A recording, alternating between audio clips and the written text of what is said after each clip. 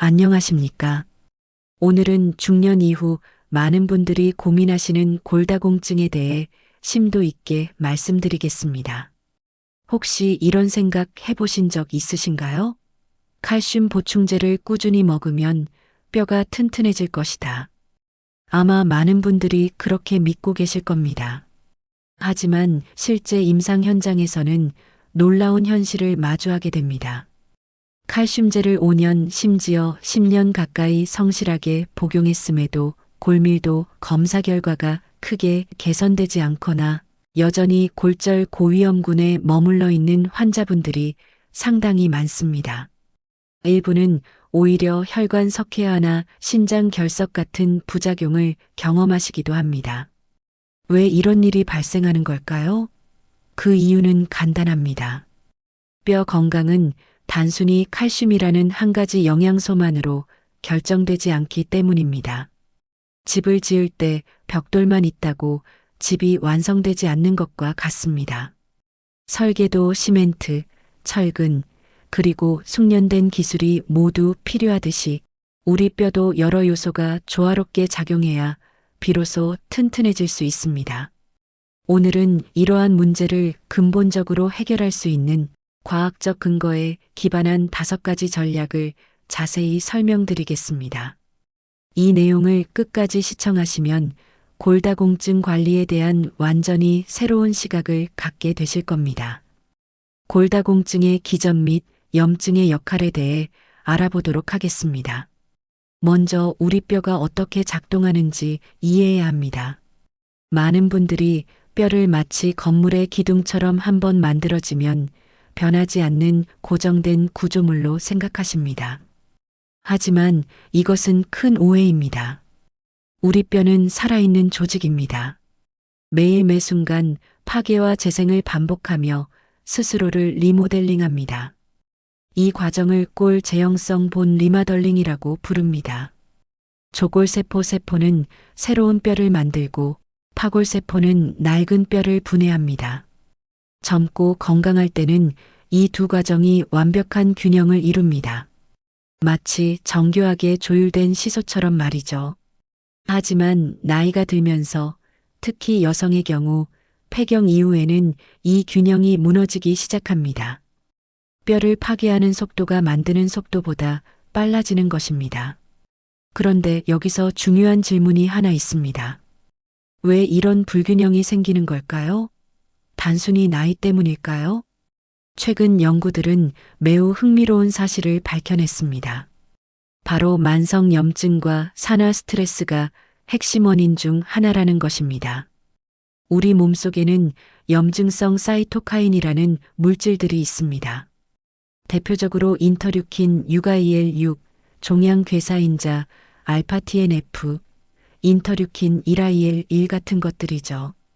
이 물질들은 본래 감염이나 상처에 대응하기 위해 존재하지만 만성적으로 증가하면 문제가 됩니다. 이 염증성 사이토카인들은 파골세포를 과도하게 활성화시켜 뼈 파괴를 가속화합니다.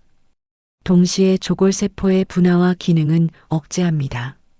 결과적으로 뼈를 만드는 공장은 문을 닫고 뼈를 부수는 공장은 24시간 풀가동되는 상황이 벌어지는 겁니다. 더욱이 산화 스트레스는 조골세포의 사멸을 촉진하고 골수 내 지방 축적을 증가시켜 뼈의 질을 떨어뜨립니다. 즉, 단순히 칼슘을 보충하는 것만으로는 이러한 근본적인 생리학적 문제를 해결하기 어렵다는 것입니다. 왜 단순한 칼슘 섭취만으로 부족한가라는 의구심이 생깁니다. 자, 그렇다면 칼슘을 많이 먹으면 어떻게 될까요? 논리적으로 생각하면 뼈에 좋을 것 같지만 현실은 그렇게 단순하지 않습니다. 칼슘을 충분히 섭취하더라도 그것이 뼈로 가는 여정은 결코 순탄하지 않습니다. 먼저 장에서 흡수되어야 하는데 성인의 경우 섭취한 칼슘의 25에서 35% 정도만 흡수됩니다. 나이가 들수록 이 비율은 더 낮아집니다. 흡수된 칼슘도 모두 뼈로 가지 않습니다. 일부는 소변으로 배설되고 일부는 대변으로 나갑니다. 더 큰 문제는 칼슘이 엉뚱한 곳에 쌓일 수 있다는 점입니다. 혈관벽에 침착되면 동맥 경화를 악화시킬 수 있고 신장에 쌓이면 결석을 만들 수 있습니다. 실제로 일부 대규모 연구에서는 과도한 칼슘 보충제 섭취가 심혈관 질환 위험을 높일 수 있다는 결과도 보고된 바 있습니다. 그렇다면 칼슘이 제대로 뼈로 가서 자리 잡으려면 무엇이 필요할까요? 여기에는 여러 조건이 필요합니다.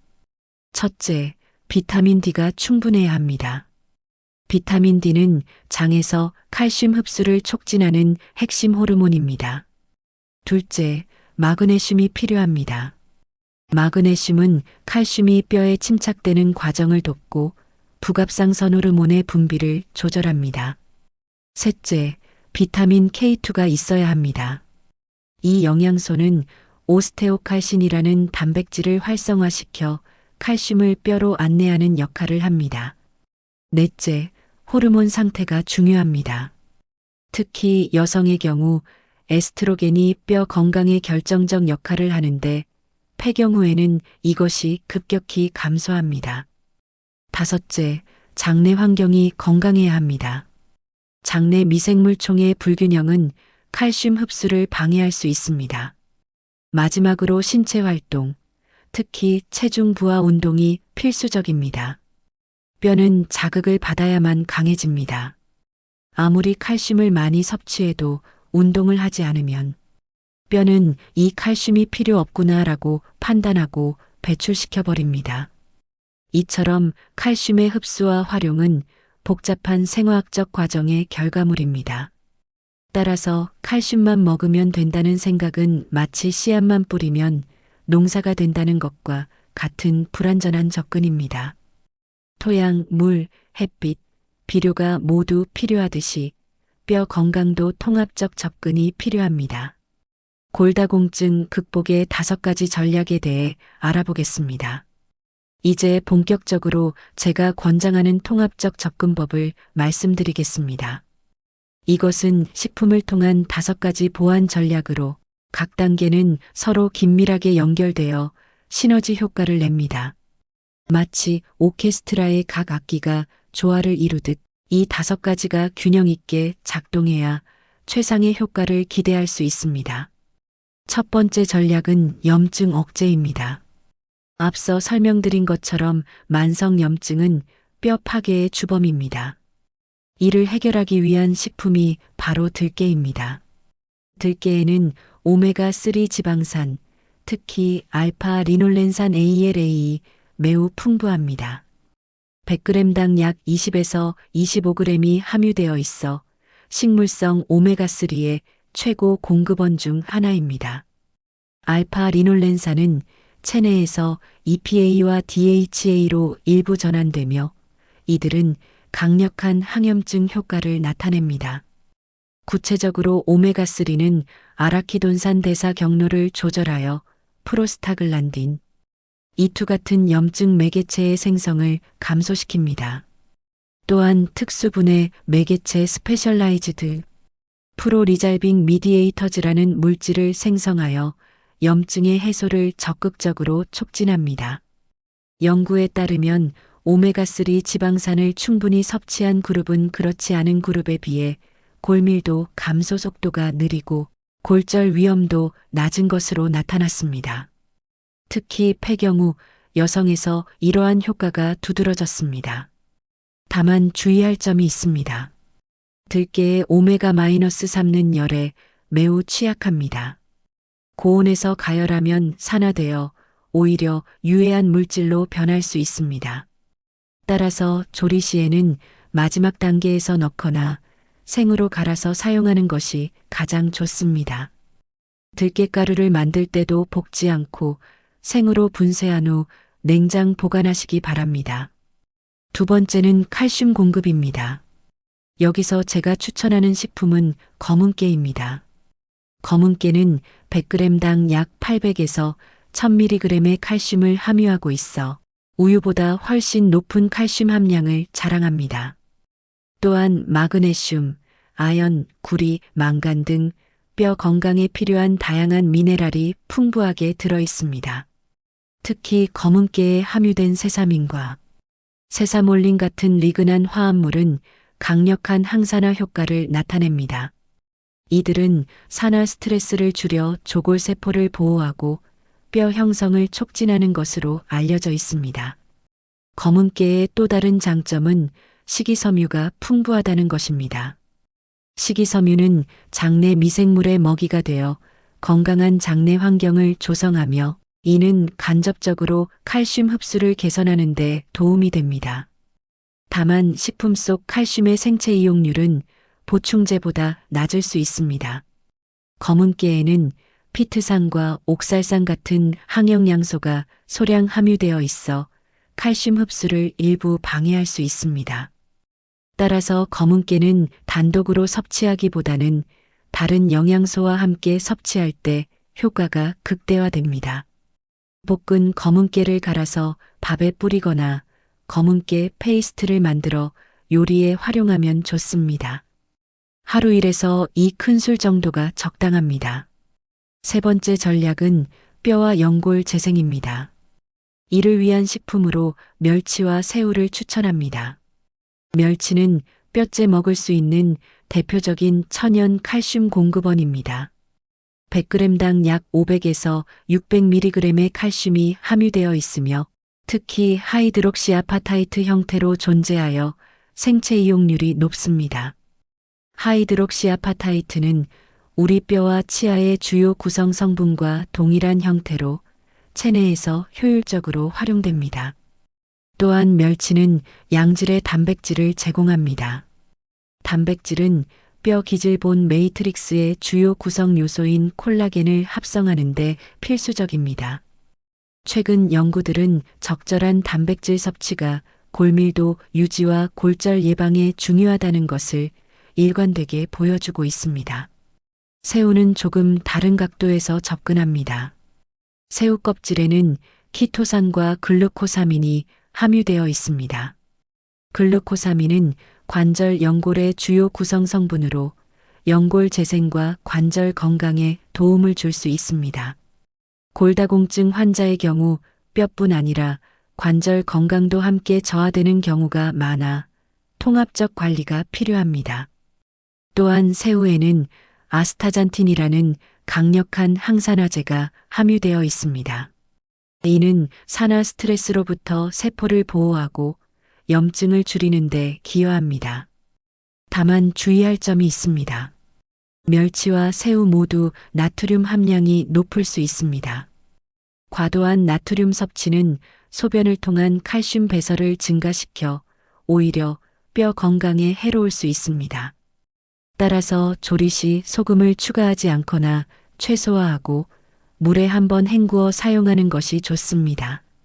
멸치는 볶아서 간식으로 먹거나 가루를 내어 조미료로 활용하면 좋습니다. 새우는 껍질째 볶아 갈아서 사용하면 영양소를 최대한 활용할 수 있습니다.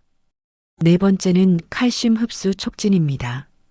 아무리 좋은 칼슘을 섭취해도 흡수되지 않으면 무용지물입니다.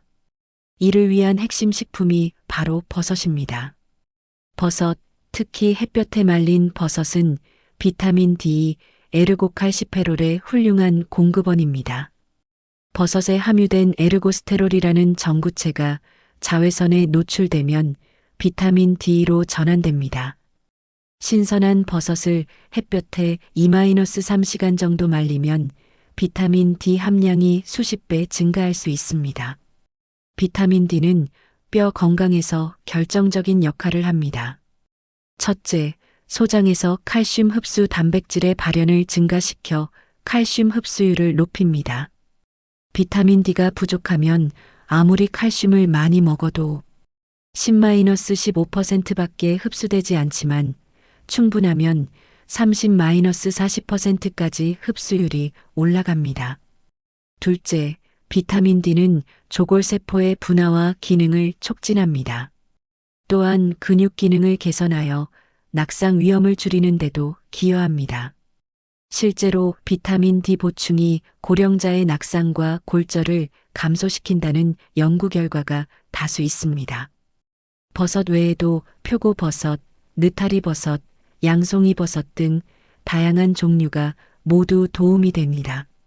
말린 버섯을 물에 불려 사용하거나 신선한 버섯을 요리하기 전 30분 정도 햇볕에 노출시키는 것도 좋은 방법입니다. 다만 식품만으로는 충분한 비타민 D를 얻기 어려울 수 있습니다. 특히 겨울철이나 실내 활동이 많은 분들은 혈중 비타민 D 수치가 낮은 경우가 많습니다. 필요에 따라 비타민 D3 보충제를 고려할 수 있으나 과량 섭취는 고칼슘혈증 같은 부작용을 일으킬 수 있으므로 반드시 혈액 검사 후 적정량을 복용해야 합니다. 일반적으로 하루 1000에서 2000 IU 정도가 권장됩니다. 다섯 번째이자 마지막 전략은 칼슘 손실 방지입니다. 아무리 칼슘을 많이 섭취하고 잘 흡수해도 배출이 많으면 소용없습니다. 이를 위한 식품이 깻잎과 녹색 채소입니다. 깻잎을 비롯한 케일, 시금치, 브로콜리 같은 녹색 채소에는 비타민 K가 풍부합니다. 특히 비타민 K1이 많이 함유되어 있는데 이는 체내에서 일부 비타민 K로 전환될 수 있습니다. 비타민 K는 오스테오칼신이라는 단백질을 활성화시킵니다. 오스테오칼신은 칼슘을 뼈로 안내하고 결합시키는 역할을 하는데 비타민 K가 없으면 제대로 작동하지 못합니다. 이는 마치 주소가 없는 택배와 같습니다. 칼슘이 혈액 속을 떠돌다가 엉뚱한 곳에 쌓이게 되는 것입니다. 연구에 따르면 비타민 K 섭취가 높은 사람들은 골밀도가 더 높고 골절 위험이 낮은 것으로 나타났습니다. 특히 폐경 후 여성에서 비타민 K 보충이 골 손실을 늦추는 효과가 관찰되었습니다. 녹색 채소는 또한 칼륨이 풍부합니다. 칼륨은 신장에서 칼슘의 재흡수를 촉진하고 소변으로의 칼슘 배설을 줄여줍니다. 현대인의 식단은 나트륨은 과다하고 칼륨은 부족한 경우가 많은데 이는 칼슘 손실을 가속화시킵니다. 녹색 채소를 충분히 섭취하면 이러한 불균형을 바로잡을 수 있습니다. 마그네슘도 녹색 채소에 풍부하게 함유되어 있습니다. 마그네슘은 비타민 D를 활성 형태로 전환시키는 데 필요하며 부갑상선 호르몬의 분비를 조절합니다. 또한 뼈의 구조적 구성 요소로도 작용합니다. 깻잎은 나물로 무치거나 쌈으로 섭취하면 좋습니다. 다른 녹색 채소도 다양하게 섭취하되 하루 2~3접시 정도가 적당합니다. 다만 시금치는 옥살산 함량이 높아 칼슘 흡수를 방해할 수 있으므로 데쳐서 먹으면 옥살산을 일부 제거할 수 있습니다. 주의할 점은 와파린 같은 항응고제를 복용 중인 분들입니다. 비타민 K는 혈액 응고에 관여하므로 과다 섭취 시 약효에 영향을 줄 수 있습니다. 이런 경우 일정한 양을 유지하되 갑작스럽게 섭취량을 크게 늘리거나 줄이지 말고 반드시 담당 의사와 상의해야 합니다. 이제 이 5가지 식품을 일상에서 어떻게 활용할 수 있는지 구체적으로 말씀드리겠습니다. 들깨와 검은깨 활용법입니다. 들깨와 검은깨는 분말 형태로 만들어 사용하면 가장 편리합니다. 생들깨와 검은깨를 각각 믹서나 분쇄기로 곱게 갈아 밀폐용기에 담아 냉장 보관하세요. 이것을 매일 아침 밥 위에 한 스푼씩 뿌려 먹거나 국이나 찌개에 넣으면 고소한 풍미도 더하고 영양도 챙길 수 있습니다. 요거트나 샐러드에 뿌려도 좋습니다. 멸치와 새우 활용법입니다. 멸치는 큰 멸치를 선택하여 프라이팬에 약한 불로 볶아 바삭하게 만든 후 믹서로 곱게 갈아 가루로 만드세요. 이것을 조미료통에 담아두고 음식의 마무리에 뿌리면 천연 조미료로 활용할 수 있습니다. 새우도 껍질째 말려서 갈면 훌륭한 조미 가루가 됩니다. 이렇게 하면 소금 사용을 줄이면서도 깊은 맛을 낼 수 있습니다. 버섯 활용법입니다. 말린 버섯을 구입하거나 신선한 버섯을 구입하여 직접 햇볕에 말리세요. 아파트 베란다에 2-3시간만 놓아두어도 비타민 D 함량이 크게 증가합니다. 말린 버섯은 물에 불려 국이나 찌개에 넣거나 볶음 요리에 활용하세요. 불린 물도 버리지 말고 육수로 사용하면 영양소를 최대한 활용할 수 있습니다. 녹색 채소 활용법입니다. 깻잎은 쌈으로 먹거나 간장 양념에 절여 밑반찬으로 만들어 두세요. 케일이나 시금치는 데쳐서 나물로 무치거나 스무디에 넣어 마실 수도 있습니다. 브로콜리는 살짝 쪄서 샐러드나 볶음 요리에 활용하면 좋습니다. 다양한 녹색 채소를 매일 번갈아 가며 섭취하는 것이 이상적입니다. 이 5가지를 모두 활용한 뼈 건강밥을 만들어 보세요. 현미밥에 들깨가루, 검은깨가루, 멸치가루를 각 1스푼씩 섞고 말린 표고버섯을 잘게 썰어 넣은 후 깻잎을 곁들여 비벼 먹으면 5가지를 한 끼에 모두 섭취할 수 있습니다. 여기에 들기름을 한 방울 떨어뜨리면 지용성 비타민의 흡수도 높아집니다. 이러한 식품들을 섭취할 때 몇 가지 주의할 점이 있습니다. 첫째, 알레르기가 있는 분들은 주의하세요. 특히 새우나 견과류에 알레르기가 있다면 해당 식품은 제외하고 다른 대체 식품을 찾아야 합니다. 둘째, 신장 질환이 있는 분들은 칼륨과 인의 섭취에 주의가 필요합니다. 멸치와 견과류는 인 함량이 높아 신장에 부담을 줄 수 있으므로 반드시 의사와 상의하세요. 셋째, 갑상선 질환이 있는 분들은 십자화과 채소 브로콜리, 케일 등의 과다 섭취를 피해야 합니다. 이들은 갑상선 기능을 억제하는 고이트로겐을 함유하고 있습니다. 넷째, 소화 기능이 약한 분들은 처음부터 많은 양을 섭취하지 마세요. 특히 들깨나 검은깨 같은 지방 함량이 높은 식품은 소화 불량을 일으킬 수 있으므로 소량부터 시작해서 천천히 양을 늘려가는 것이 좋습니다. 여기서 매우 중요한 말씀을 드려야겠습니다. 지금까지 설명드린 식이요법은 매우 효과적이지만 이것만으로는 충분하지 않습니다. 골다공증 관리는 종합적인 접근이 필요한 분야입니다. 뼈는 자극을 받아야만 강해집니다. 이것을 울프의 법칙이라고 합니다. 뼈에 기계적 스트레스가 가해지면 조골세포가 활성화되어 뼈를 더 강하게 만듭니다. 반대로 자극이 없으면 뼈는 이 정도 강도면 충분하구나라고 판단하고 약해집니다. 우주 비행사들이 무중력 상태에서 단 며칠 만에 골밀도가 급격히 감소하는 것이 이를 증명합니다. 체중 부하 운동이 특히 중요합니다. 걷기, 조깅, 계단 오르기, 댄스, 테니스 같은 운동들이 이에 해당합니다. 최소 주 3-4회, 한 번에 30분 이상 하는 것이 좋습니다. 수영이나 자전거는 심폐기능에는 좋지만 뼈 강화 효과는 제한적이므로 체중 부하 운동과 병행해야 합니다. 근력 운동도 필수적입니다. 근육이 뼈를 당기는 힘이 뼈를 자극하여 강화시킵니다. 아령, 저항밴드, 맨몸 운동 등을 주 2-3회 실시하세요. 특히 등, 엉덩이, 다리 근육을 강화하는 운동이 골다공증 예방에 효과적입니다. 균형 운동도 중요합니다. 골다공증보다 더 큰 문제는 낙상으로 인한 골절입니다. 한 발로 서기, 뒤꿈치 발끝 걷기, 태극권 같은 운동들이 균형 감각을 향상시켜 낙상 위험을 줄입니다. 낙상을 예방하기 위한 환경 정비도 필수적입니다. 집안의 전선이나 카펫을 정리하고 화장실과 계단에 손잡이를 설치하세요. 조명을 밝게 유지하고 미끄러운 바닥에는 미끄럼 방지 매트를 깔아야 합니다. 높은 곳의 물건은 낮은 곳으로 옮기고 불안정한 발판이나 의자에 올라가는 것을 피하세요. 신발도 중요합니다. 굽이 낮고 안정적이며 미끄럽지 않은 신발을 신으세요. 슬리퍼는 가능한 한 피하는 것이 좋습니다. 수면 부족과 만성 스트레스는 코르티솔 같은 스트레스 호르몬을 증가시켜 뼈 손실을 가속화합니다.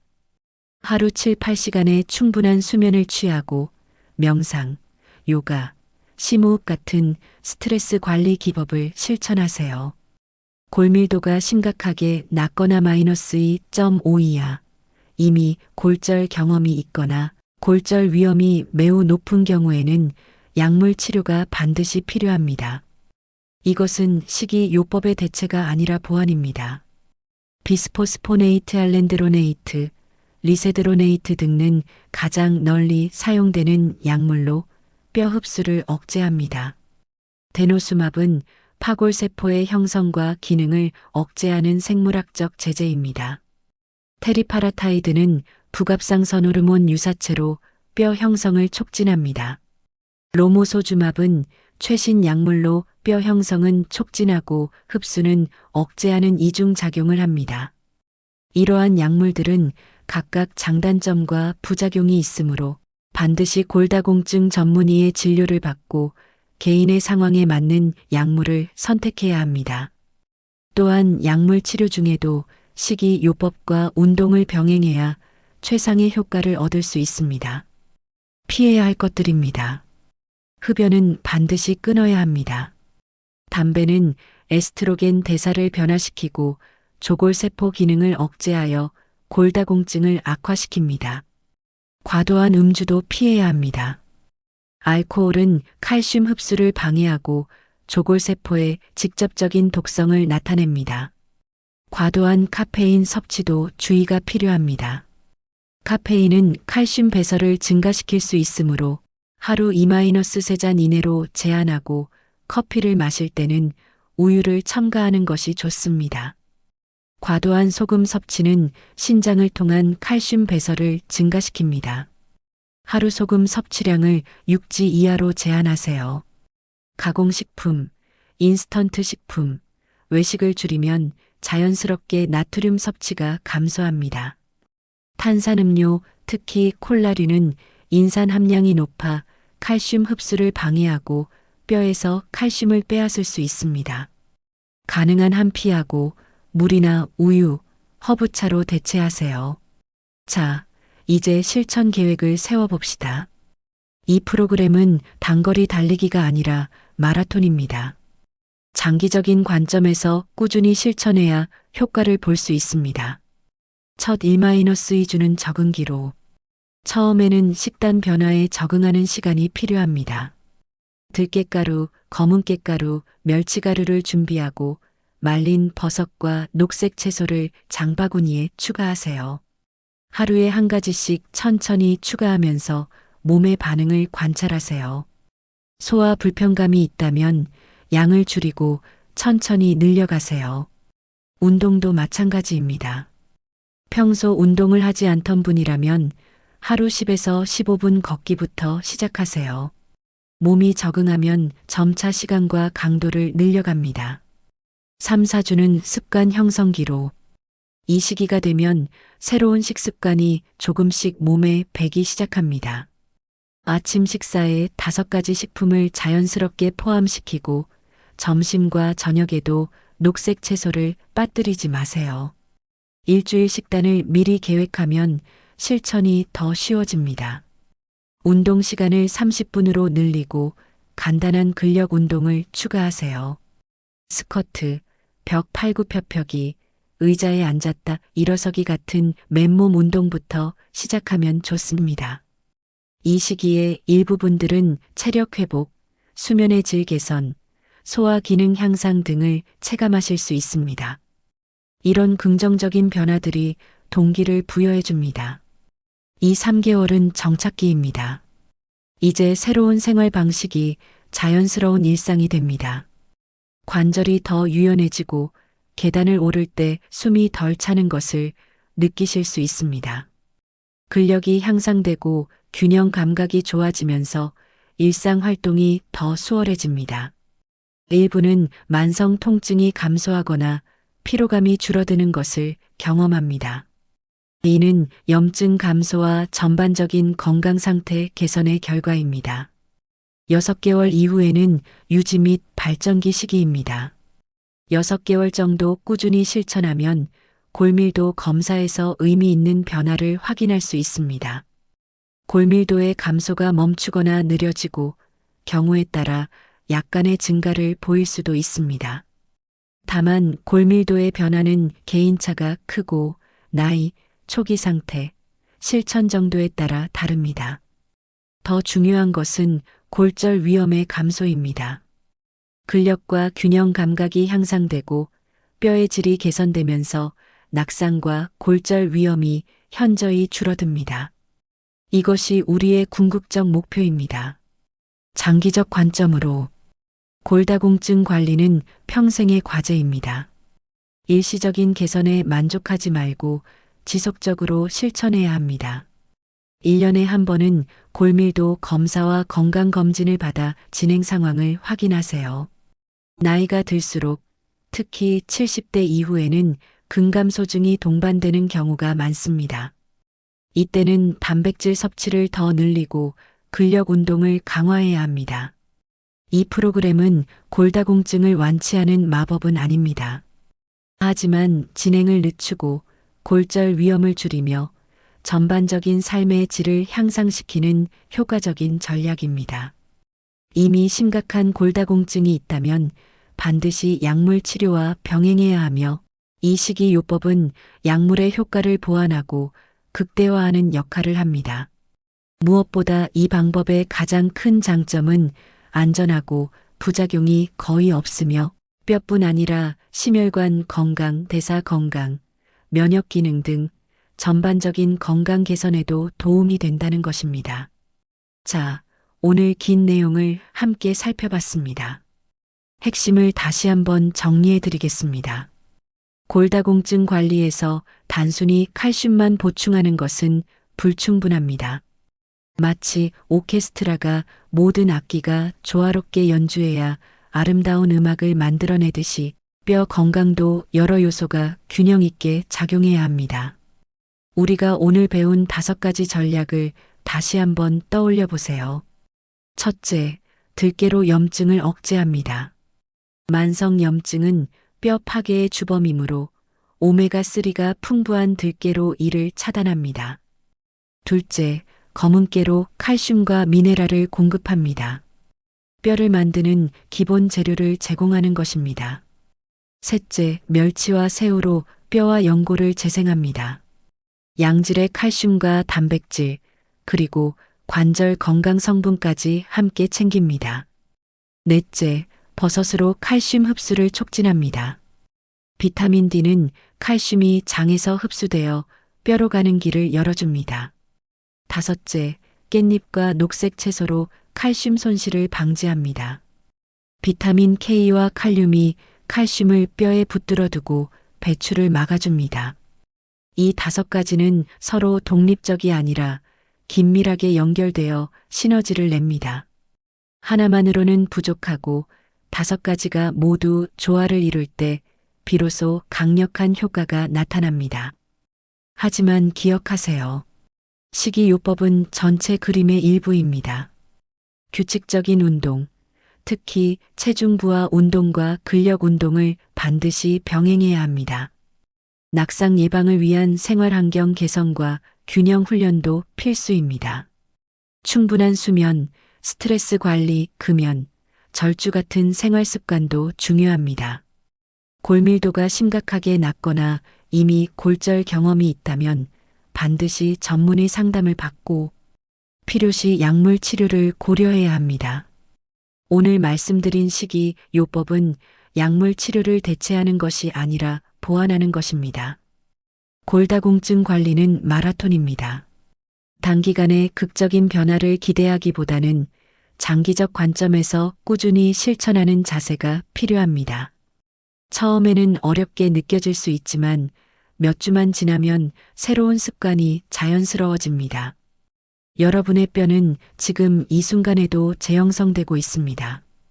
오늘부터 시작하는 작은 변화들이 몇 달, 몇 년 후 여러분의 뼈 건강을 결정합니다. 70대, 80대에도 활기차게 걷고 여행하고 손주들과 뛰어놀 수 있는 튼튼한 뼈를 만드는 것, 그것이 우리의 목표입니다. 건강한 뼈는 단순히 골절을 예방하는 것 이상의 의미를 갖습니다. 그것은 독립적인 삶, 활동적인 노년, 존엄성 있는 삶을 지켜주는 기반입니다.